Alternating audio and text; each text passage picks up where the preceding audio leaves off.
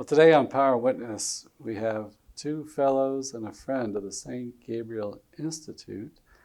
And we have Julian Hayda, Natalia, and she'll pronounce her own name, and brother Danylo Kolasa, who's a seminarian in Ukraine. But Julian, let's begin with you kind of to talk about the saint, to introduce the topic of the St. Gabriel Institute and Christian witness. Sure. Well, I'm but a friend of the Institute, so I'll let the actual fellows who've gone through this intense half-year residential program in Washington, D.C. in Christian diplomacy and communications speak about their experiences. I'm very privileged to, as a former seminarian myself, and as an advocate for a just peace in Ukraine, to work with the St. Gabriel Institute as they bring the stories, especially of Christian witness, here to the United States during their time in Washington, D.C., and traveling to places like Irondale, Alabama, to share the story of both the Ukrainian martyrs past and martyrs present who are suffering under what is truly a kind of an incredible moment in world history. Before you started rolling the microphone, we talked about how it really hasn't been since World War II that there's been such a land war, this kind of land war fought over territory as Russia's invasion of Ukraine. Yeah. And so while the Institute Fellows work on Catholic social teaching writ large, the main issue affecting our church today is the Russian occupation of 20% of Ukraine, the Russian attempt to seize all of Ukraine, and the effect that that has particularly on Ukrainian families, Ukrainian children who are being used by the Russians as a pawn in the war, who are being abducted. At least 19,546 Ukrainian children have been taken away from their families and have been used as bargaining chips. And so we find that to be an affront against their dignity.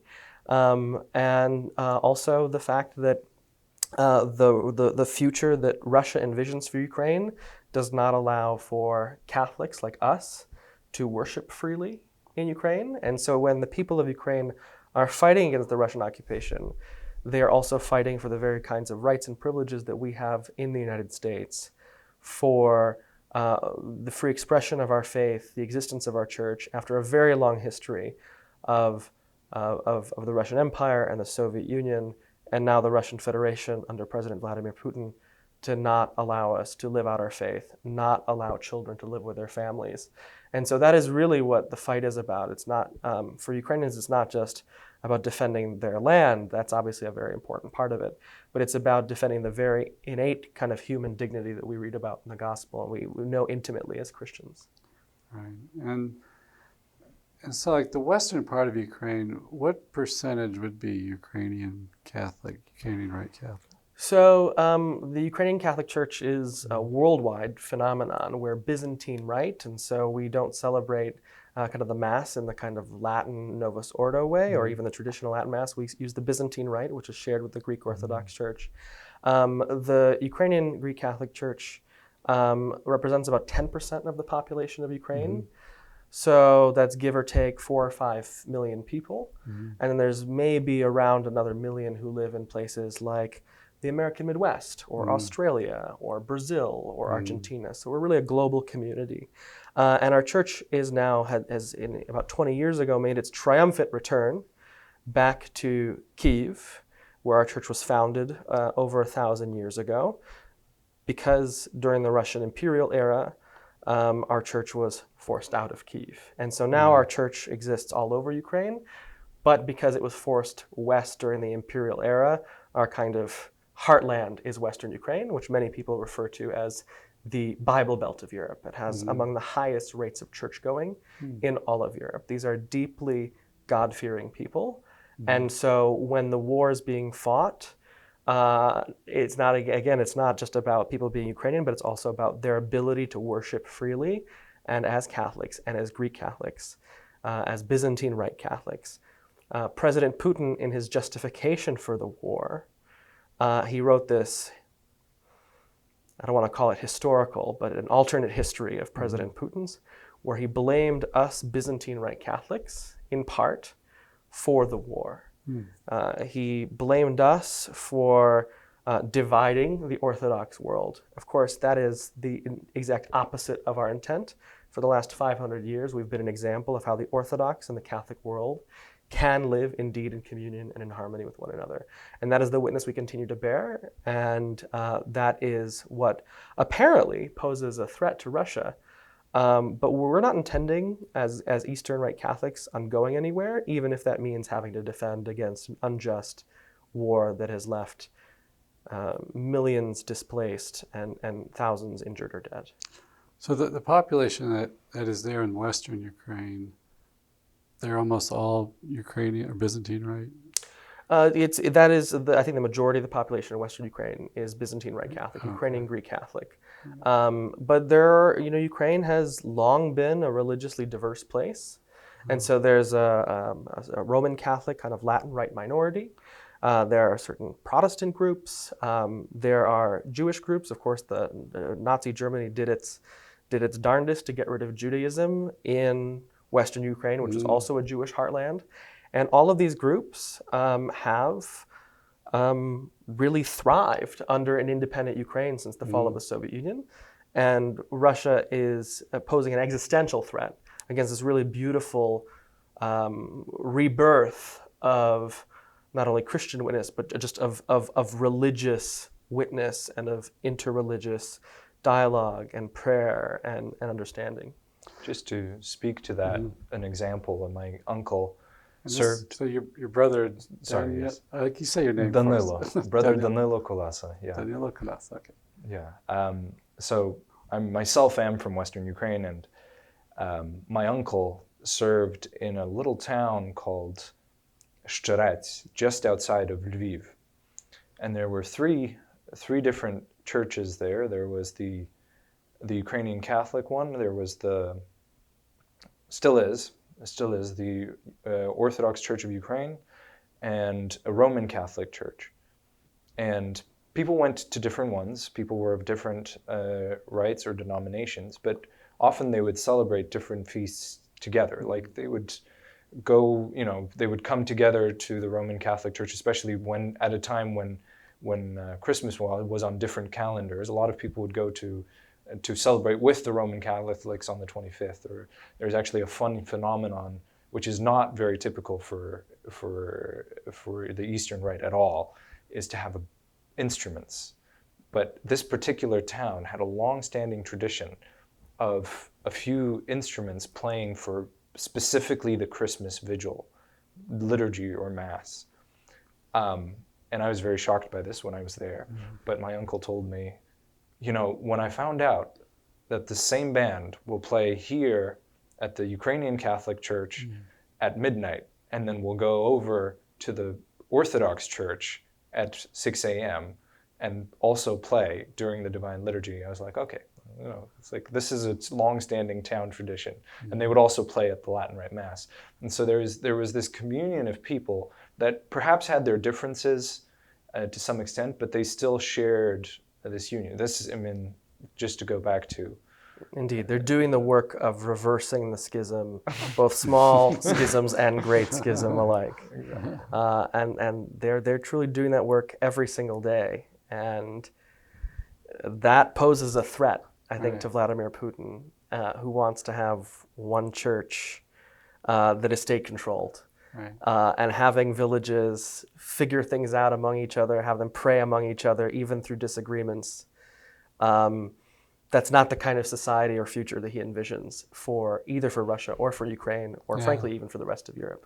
And I think that's hard. I've been told by Eastern Europeans, I know I've got a friend that talks about this, but they say it's so hard for Westerners to get that mind of like Mother Russia and like this identity with the Russian Orthodox Church that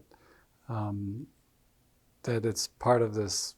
I guess they see it as like this God-anointed mission, right? That to spread their faith there, and twisted way and an invasion and stuff. But is that true? Like, I don't. Can you explain the concept of Mother Russia? How do the Russians see themselves and their role? Sure, that's a great question. It's actually now something that by the ecumenical patriarch and other bishops of the Orthodox Church has been condemned as a heresy.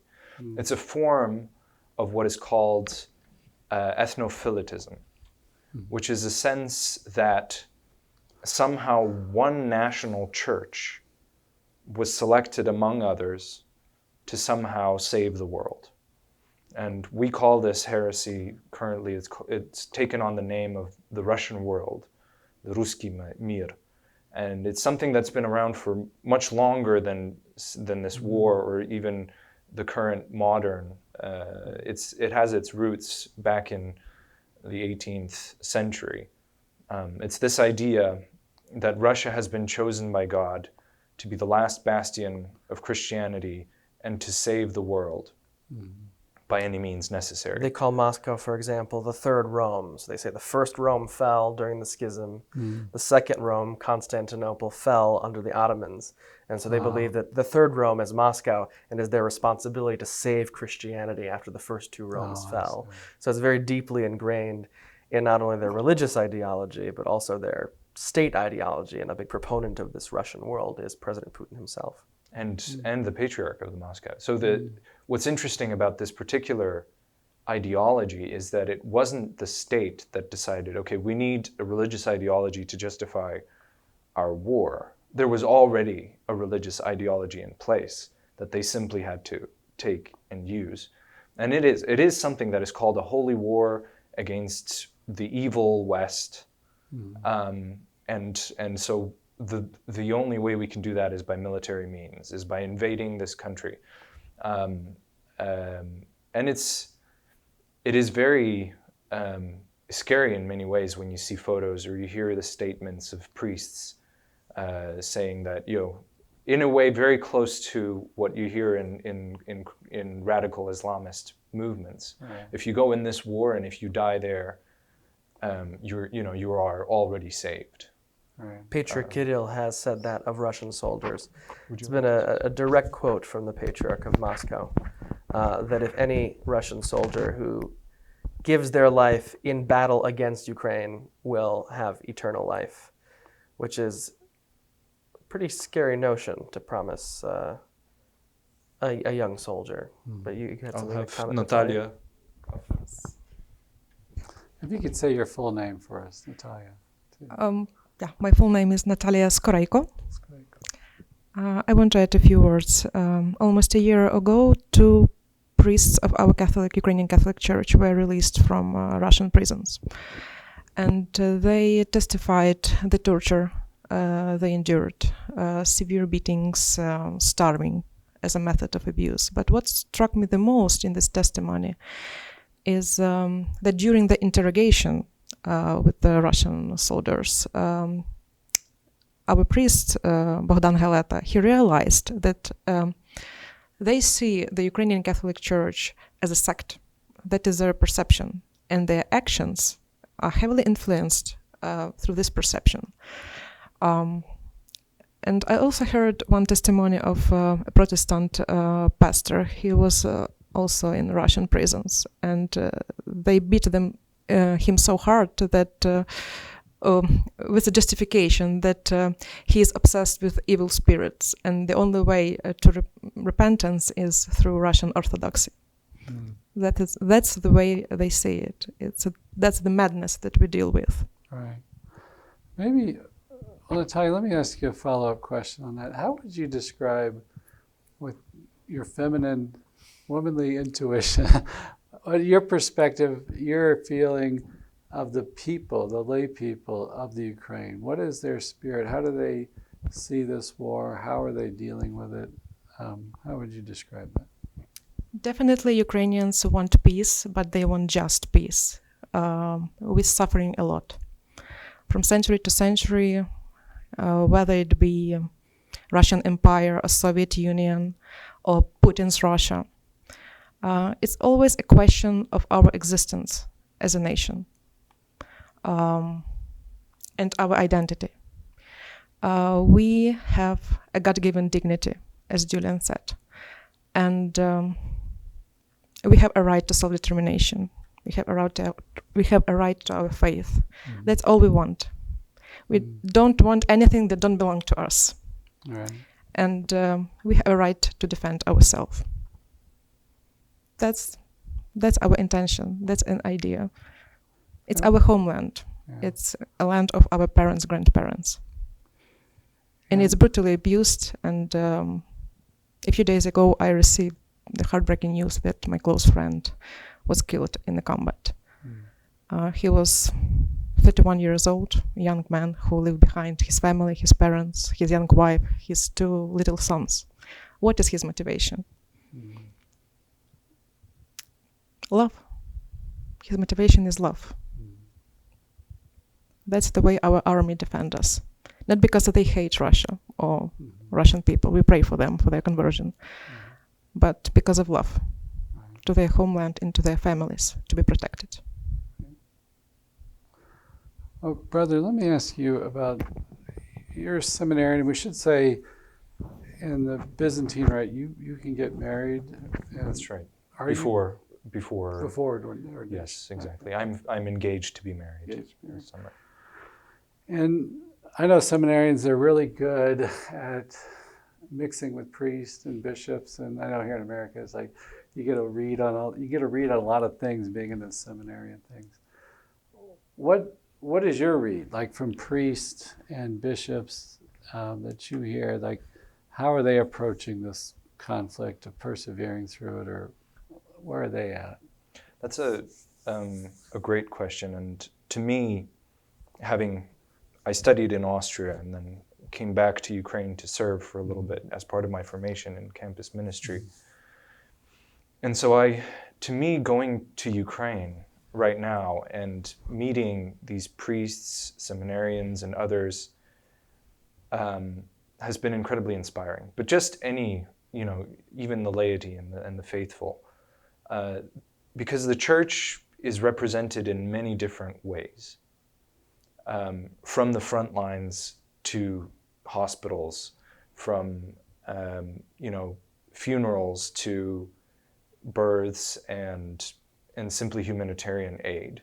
The church is very deeply connected and very involved in trying to be there with the people, no matter what the situation is. From occupied territories to refugees outside of Ukraine. The church is always trying to find its sheep and be there. And so I'd like to just give a few examples of that. During my time in Ukraine, I was able to visit cities close to the front lines to get something that seminarians and others will do. And in fact, the choir that I sang with at the Ukrainian Catholic University, as part of their Easter and Christmas mission, they would go to the front lines to bring, because in Ukraine especially, Easter and Christmas, those are traditions of just incredible joy and life-giving force, of celebrating Easter, singing songs. The liturgies are beautiful, incredible, and so joyful. And so they would go to those front lines to sing for either soldiers, but also just for the people that lived there, bringing this joy of Easter. And they experienced a lot coming back, because those people who are closest and are suffering the most have the most to share, of just incredible gifts of faith, of witnessing, to living there and remaining and holding on to faith. The 2 priests that Natalia mentioned that were in captivity and came back, they gave incredible witness of strength and love, of praying for for those who harmed them, for those who persecuted them, of standing with the people and continually speaking. They were treated as anyone else in these prison camps. They were beat, they were tortured, they were put in if you've read He Leadeth Me, it's not changed much. The same methods are being used to torture people, put them in solitary confinement, blast Soviet music, in order to make people go mad and such. But still, they would continue praying, and then they would, when they were in prison, they would do their best to try find ways to pray. And one of these priests gave this example while he was in prison with all these other, usually they were put in a prison camp of soldiers. So they were especially badly treated because they were together with soldiers as priests, purposely sent there. And they had this small window just before a meal or just after a meal where they were gathered together, where they would have a minute or two time to pray. And so he would gather these soldiers around himself, and they would pray the Our Father, they would pray for their loved ones, for each other. And one of the most beautiful testimonies he gave was, while he was there, he said, I felt the church praying for me. So our prayers, for especially for those who are in captivity, are incredibly powerful. And those situations make them feel them all the more. He said, I felt the Pope praying for me. I felt the whole church praying for me. He said, now I can't feel it as much that I've returned, but when I was there, that was what kept me going, or those prayers. Another priest. That's a good thing to highlight. Yeah. So all of us can pray. Maybe all listen to this podcast to pray for those suffering for the faith. So, and it's worth highlighting that this is happening right now.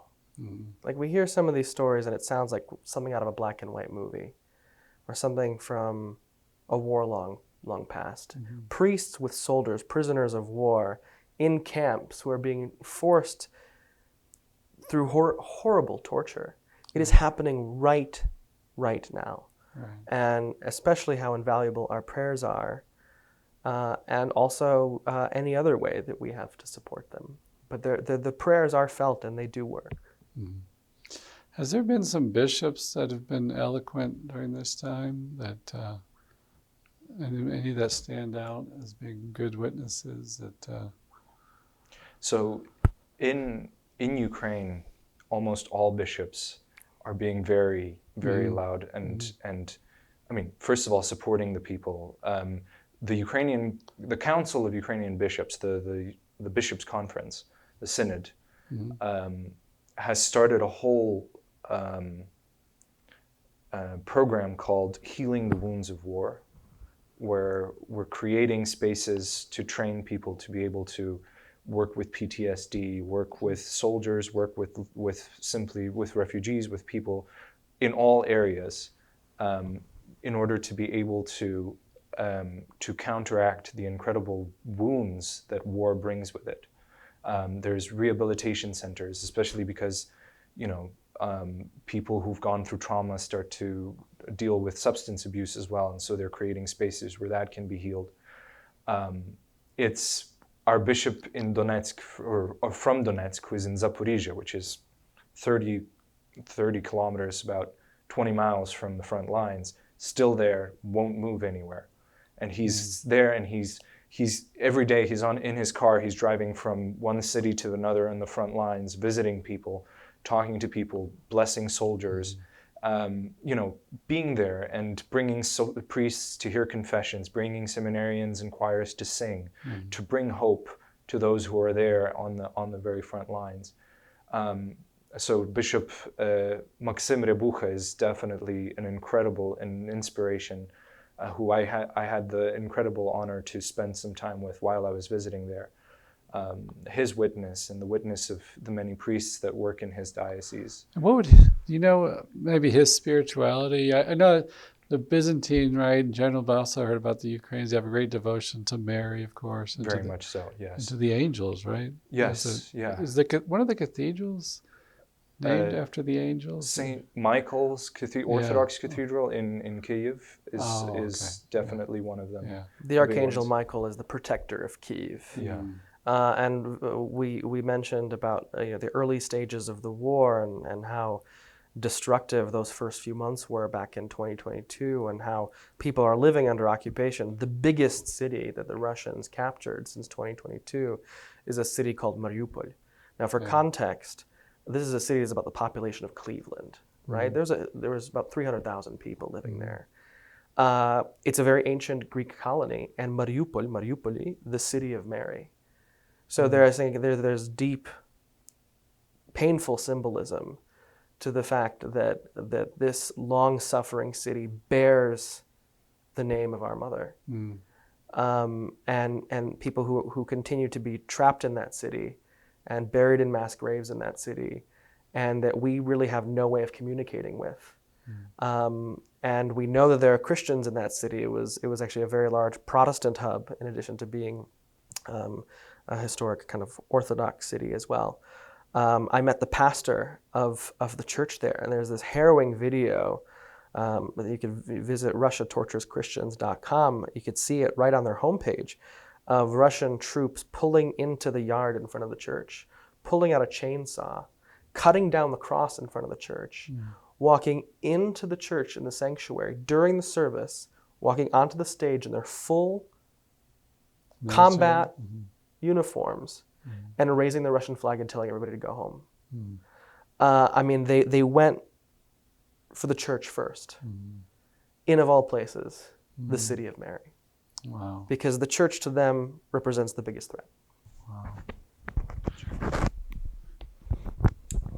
I also want to add that my diocese, located in Chernivtsi, it's far away from the front line, and is a base for replaced people and refugees. And with the blessing of our bishop, Yosafat Moshich, and his support, we hold several retreats for soldiers and their families, because we think that mothers, wives, and kids of our soldiers needs the same support, psychological, emotional, and spiritual.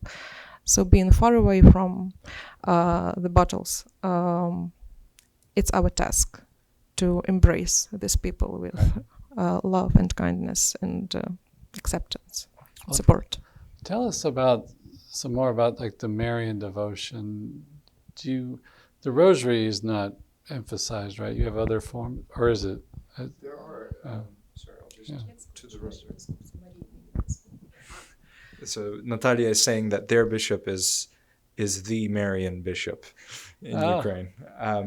But just to the question of the rosary, there's a lot of Ukrainians pray the rosary. In fact, when the war started in 2014, in our church, it's not necessarily part of our tradition, but in Ukraine, it's long been something that has kind of made its way into our tradition, is the rosary.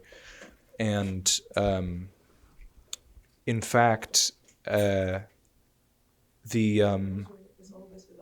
wow. There you go. in fact, they started in 2014 what is called the Rosary Unites Us. It's a nationwide initiative to pray the rosary every evening at 9 p.m. Kyiv time. And it's done by a different parish every day, led by a different priest at a different parish, and that happens every day. Right. And one incredible story is a priest that was also under occupation for 9 months, Father Sashko Bohomaz. Incredible priest. He was deported from the Russian occupied territories. He was one of those who was bagged and put into a car and then brought to what's called the gray zone, the one between the front lines, and told to walk. And he said, well, that moment when he was crossing, he said, was the most intimate moment with God. But before they took him, this was another interrogation that had happened. He said he was at home at the parish house. Masked men with guns, soldiers came in and just started turning things over in the house. And then they set a gun to his head and would question him. And then they continued. And he said, I was scared. I was really scared. And so the only thing I had was I took out my rosary and I started praying. And I started praying out loud as I could. I didn't care what they thought, what they would say to me. And I just prayed the rosary very loudly. And then they bagged him and then they brought him to the front lines. And he walked across. And the first person he met on the Ukrainian side was one of his previous parishioners who had enlisted in the army. And then he understood that he was safe. And since then, he's been incredibly active, especially in military chaplaincy. And the way he describes it is he tries to create a friendship with these soldiers, because he said through a friendship with a priest, he hopes, and they do often, they create a friendship with God, these soldiers. He said, the biggest gift I can receive is when a soldier tells me, I feel like I have developed a friendship with God. And so he has been an incredible inspiration to me myself. I've got to meet him a few times, and just his simple and humble way, but incredible, this bravery and force. And his main prayer is definitely the Rosary. But just to give Natalia the moment to speak to. No, it's a small gift for you. It's miraculous icon from our city, which is in our cathedral in Chernivtsi, and it's called Hope for Hopeless, and it's a year of hope. And in 2021, Pope Francis crowned it. Yes, and once a month we have a special prayer to Mary, to Our Lady, for our church, for our people, and for all Catholics and Christians. As Natalia mentioned, I mean, not only is this miraculous icon of the Mother of God, but there are and in addition to the Rosary, there's such a rich devotion to the Mother of God, to Mary in Ukraine, that manifests in so many different ways. Not only with these icons, but the feast of the protection of the Mother of God is actually a state holiday in Ukraine. It is Ukrainian Defenders Day. So there's a kind of a story of how, ironically, the medieval Ukrainians were attempting to sack Constantinople. And the Mother of God appeared above the Blancherney Church in Constantinople, pulled out her veil, and those invading forces weren't able to harm the Christians that were inside the church.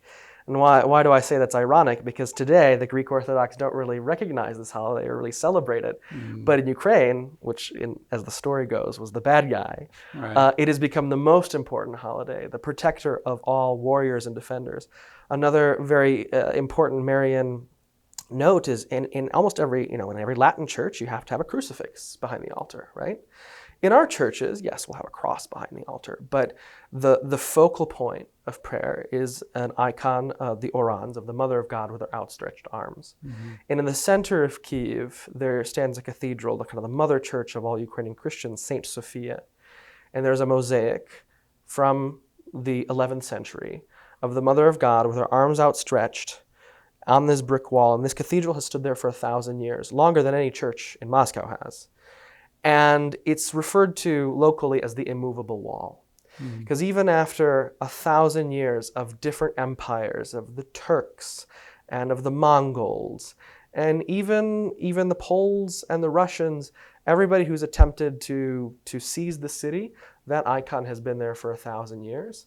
And the belief is that so long as the immovable wall with Our Lady stands, the city will stand and the people will remain faithful. So there's a very, very deep devotion to the Mother of God in Ukraine, as specifically the protectress of our people. And like traditional prayer to Our Lady, does it also involve some psalms, or is there a different prayer than the Hail Mary?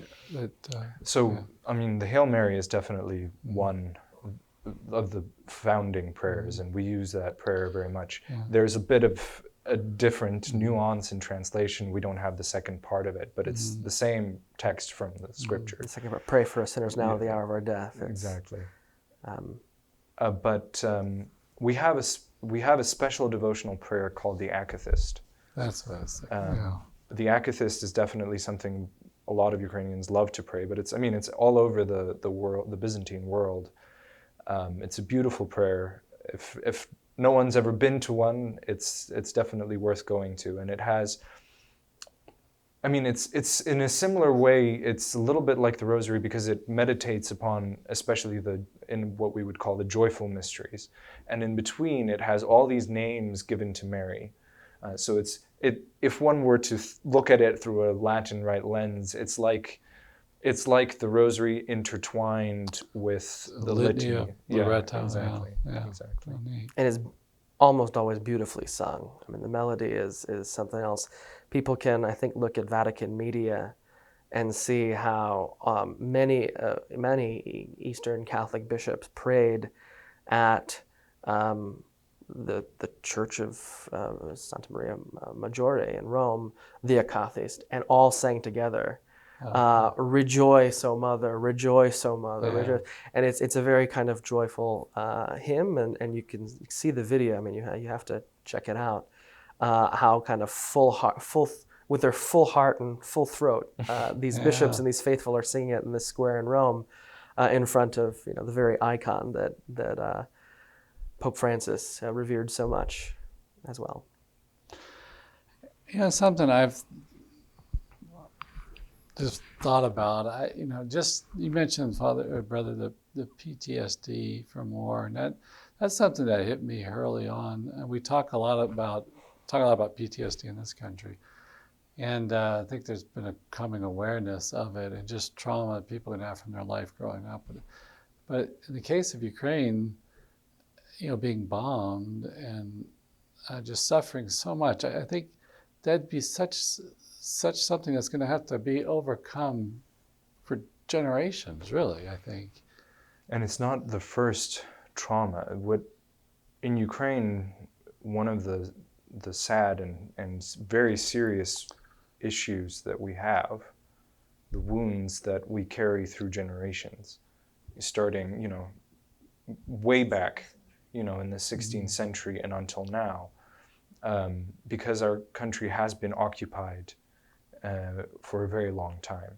And the war, the way it is now, is not something out of the blue. It's something that is a re-eruption of wars that have been going on in Ukraine for centuries. And the genocide that happened in the 1930s, the Holodomor, where millions of people were killed by hunger, very forcefully. It was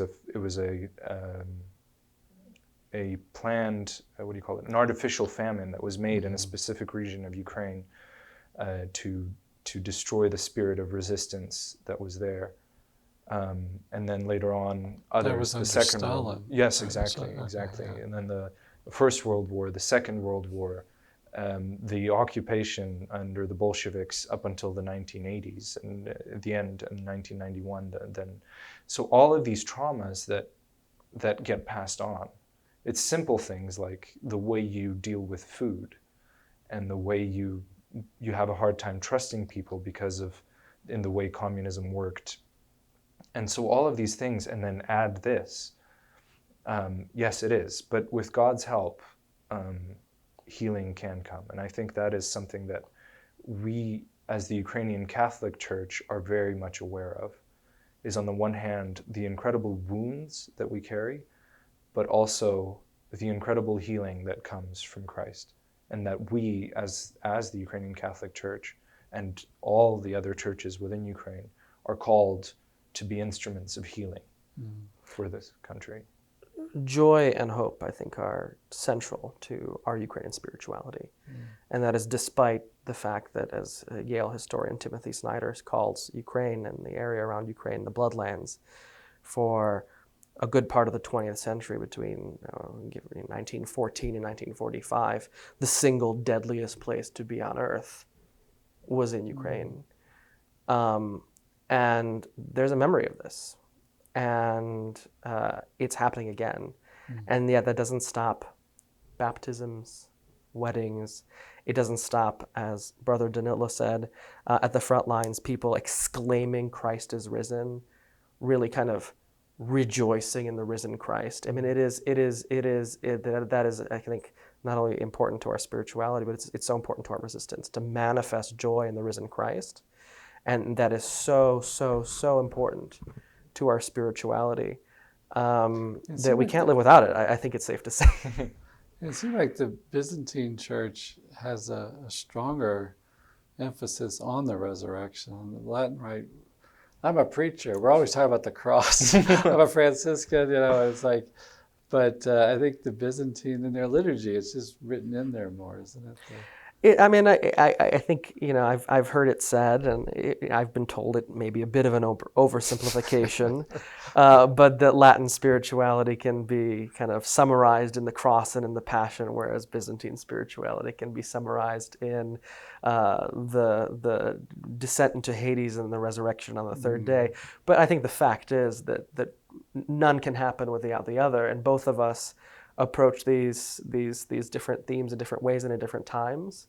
But there is certainly a focus on resurrection in our church generally, especially during our morning service matins, where we always read every morning the kind of resurrectional gospels.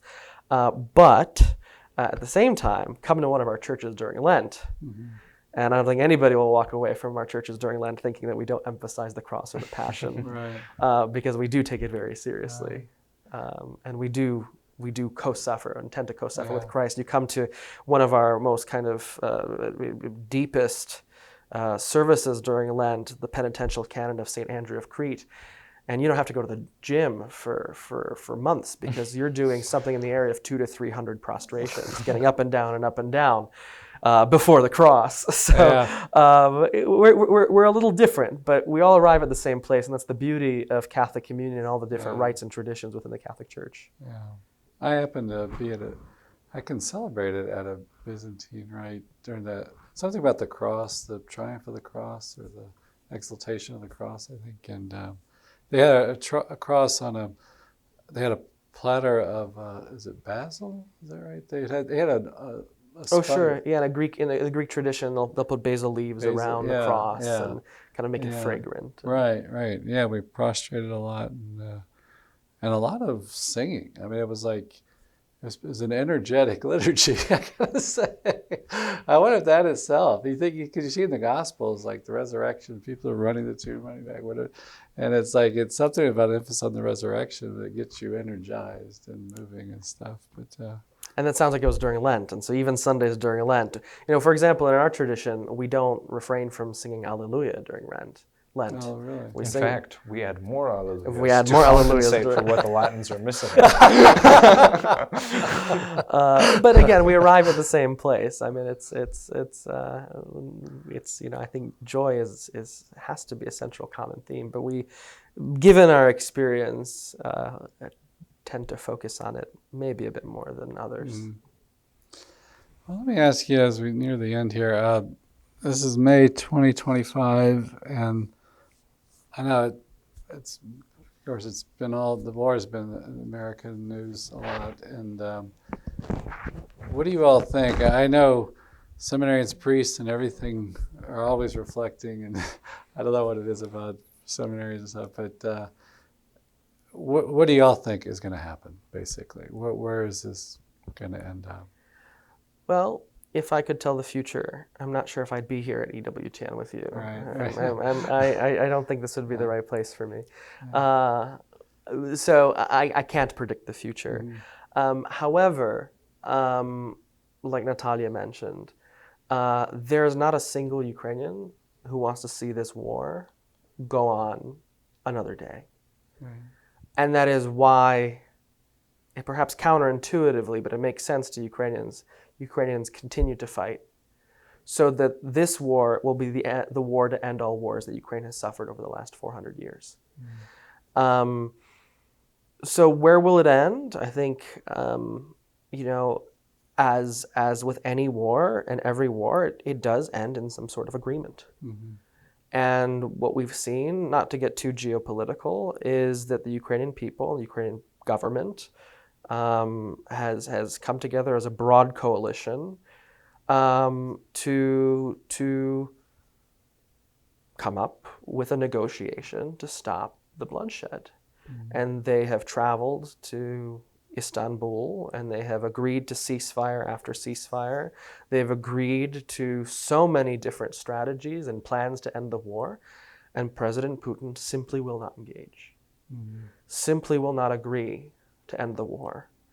And so I think, he is showing his true colors. He has alluded in the past to being interested in ending the war, but now with Europe, Turkey, the US, Ukraine, all of them really giving up a lot and saying, we will negotiate with you. We are ready for peace. The Russians are demonstrating that they're not interested in peace. And so how do Ukrainians get peace in a lasting way? Is by there being some sort, and far be it for me to make the decisions that are made in Kyiv or in Ankara or in Brussels or in Moscow, but in some way there has to be a mechanism to prevent Russia from ever invading again and killing children, abducting children, persecuting Christians, occupying territory, because that's bad for all of us. Mm-hmm. And it gives implicit permission to other countries like Iran and China to do the very same thing. If we don't stop authoritarianism, especially anti-Christian authoritarianism, in our day in Ukraine, we have no way of stopping it from happening in another place. That sets a very, very bad precedent and a violent precedent for the future.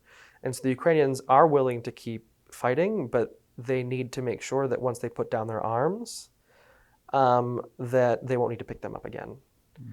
And unfortunately, that is the world that we live in. Ukraine in 1994 gave up the third largest nuclear arsenal in the world. Talk about a commitment to peace. Mm-hmm. Ukrainians have been committed to peace longer than anybody. But in exchange for giving up the third largest nuclear arsenal in the world, the United States, the UK, and Russia, who received Ukraine's nuclear weapons, agreed to never change the borders of Ukraine.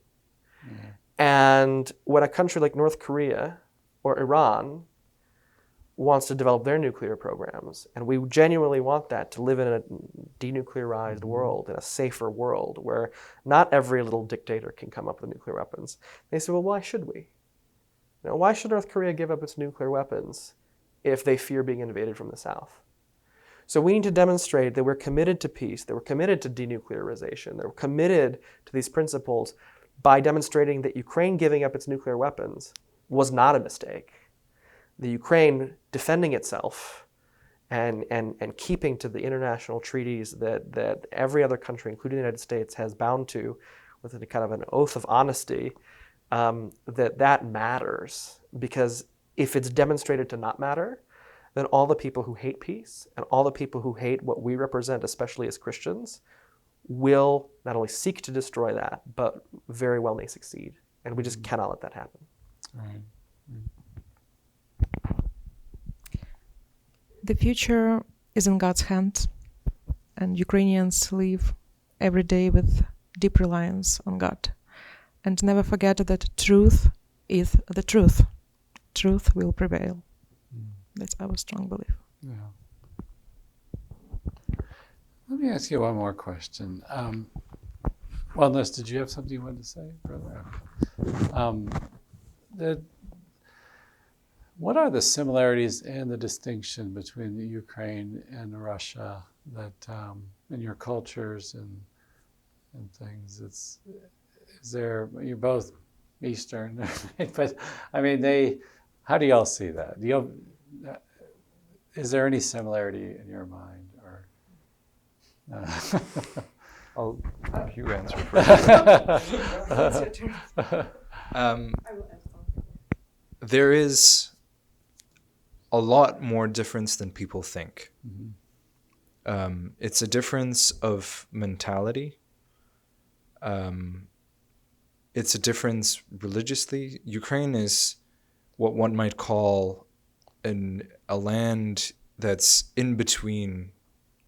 It's in between civilizations, and so which makes for that fertile ground for very large diversity, and why the Ukrainian Catholic Church exists, right? It's because it's on that border of civilizations, and that definitely very strongly influenced the creation and the development of the country. It's the language. The language has been different for centuries. In fact, when people say, well, you all speak Russian in essence, it's very far from the truth. It is something that Russia has been trying to propagate since the 17th century, and there have been numerous laws in the Russian Empire, but during communism and even now, to try and eradicate the Ukrainian language or to make it a dialect of sorts. But there are writings within the Church of Saint Sophia that go as far back as the 12th, 13th century that already have, a Proto-Ukrainian, which is very different from the Church Slavonic that was used at that time. It has a similar root, but they were using the grammar structures of Ukrainian, So in Kyiv, in the 12th, 13th century, the language that was spoken was Proto-Ukrainian, unlike in Russia, where they spoke what is the Proto-Russian. There's cultural differences, there's mindset differences, there's mentality differences in the question of, freedom loving. Ukrainians have been fighting for freedom and this understanding of independence for centuries. It's part of the makeup. I don't know if you know of Blessed Karl Habsburg, Yeah. the last emperor of the Austro-Hungarian Empire. His son, Otto von Habsburg, was only died in 2011. And in the institute I was at, he gave talks every once in a while, especially when my parents were students. And there are other talks that he gave, and he would speak and he would say, though, he knew all the people that had lived within the Austro-Hungarian Empire quite well. And he said, Ukrainians were incredible fighters for their freedom. They're not great at building political structures, but they're incredibly great at fighting for their freedom. Because there's this, and that's why, you had revolution after 1991, because people were like, no, this is not the way we want to be going. We don't want to return into some kind of dictatorship, some kind of vassal of Russia. And they kept fighting for it. And that's certainly something that's in the blood of Ukrainians. Russians are a lot more, one might say, patient with whatever is happening above them. Right. It's also very important to note that Ukraine has never engaged in imperial conquest. They never want for more than what they have. Our Archbishop Boris Gudziak talks about the sin of Adam being the sin of the grab, of taking, and that is something that is longstanding Russian imperial, especially tradition. You don't get to be a country that spans, I think it's 15 time zones, without wanting more. Ukraine is blessed to have very fertile land, enough to feed its people, the breadbasket of Europe, and they've never wanted for more. They've never invaded another country. They've always been invaded. And that can create cultural differences that I think are very acutely felt. It's also important to note that Kyiv, the capital of Ukraine, is just as far from Moscow as it is from Warsaw. It's just and almost as far over the Black Sea from Constantinople. To underline Brother Danylo's point, Ukraine means borderland. And the difference between Ukrainian and Polish and Ukrainian and Russian is like, Italian and Portuguese and French. They're just different languages and different people. Right. Like full stop. Right. And the Russians pretending that there's some sort of similarity there because they can't exist without Ukraine, but Ukraine can exist without Russia, is a Russian problem, not a Ukrainian problem. Right. Well, it is a problem of ours now because they invaded us. I can say that Ukrainians cherish individualism while Russians tend to collectivism. We love freedom and democracy. They tend to totalitarian regimes. They want always to say that our king, our Tsar is guilty of our failures. We don't decide anything. No, we Ukrainians say we decide how we want to live, and we can agree or disagree with one another, but we are one family. Right. That's, I think, the main differences between us. And also what? First democratic constitution predates the American Constitution by about 90 years, was the Cossack Constitution of Philip Orlik, where they determined how do you vote for a leader, how do you organize a society in a democratic way, who gets to vote and who doesn't get to vote. Particularly women got the right to vote 300 years ago, before the United States was even independent. 300 years ago. And it was a very kind of important democratic process, and this was happening as the Russians were increasingly taking over Ukraine, and so they needed to codify their tradition of democracy in a constitution as they were becoming refugees in Europe. And so that kind of democratic tradition, one that nonetheless is very faith-based, is also very dignity-based. And so to Natalia's point, the concept of kind of inherent human dignity, the dignity of the person, but also as a member of the community and kind of trusting in the democratic kind of process and the responsibility to another is still there as well. Mm-hmm. Especially because, again, Ukrainians are traditionally a very agrarian people, so you don't have to depend on others, but you have to also understand the inherent dignity of the individual. Right. Let me ask you too about Fatima. We just had the celebration of Our Lady of Fatima, May 13th. Do you all speak of that? Is there a connection seen? Because part of the secrets were about Russia continue to spread her errors, as a punishment due to sin that, and all that stuff. Do y'all talk about the Fatima connection or anything, or? I think I definitely grew up hearing a lot about it, Yeah. and it's something that we definitely speak of. Do you have about Fatima? Is there much knowledge of that? More or less. Sorry. I'm not ready to talk about it. I think here in More or less. the U.S., Ukrainian Greek Catholics have a particular devotion to Our Lady of Fatima and frequently go on pilgrimages there. There's a Greek Catholic Church in Fatima.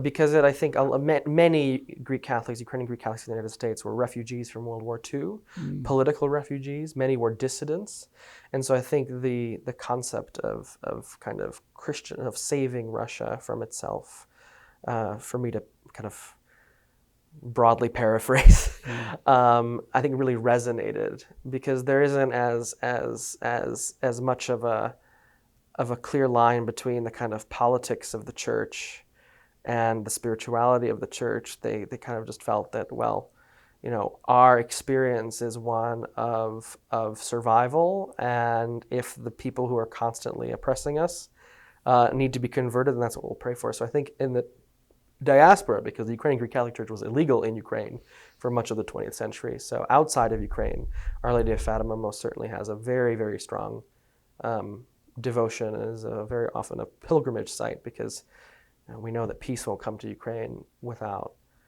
Russia having a deep change of heart. Right. Well, thank you so much for talking with us, and just want to encourage everybody listening to this, of course, to pray for peace, to pray for the people of Ukraine, and especially to pray to Our Lady and her role in interceding for us in that peace. So, thank you so much. Thank you.